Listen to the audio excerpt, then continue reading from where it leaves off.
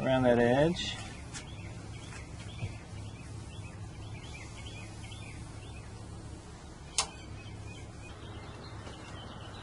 Okay, so our edge is all primered. Put my cap back on it.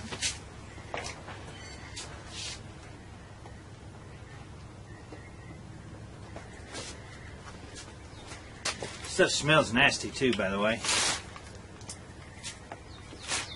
Okay, now we're going to go ahead and put our inner molding on the back side.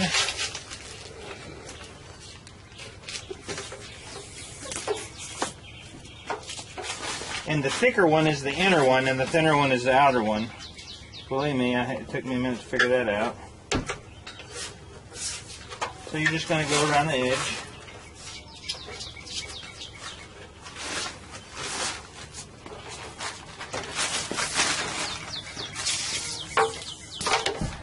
Working it around that bottom edge. This is your inner reveal. Making sure that it's all the way down. It's pretty it's really just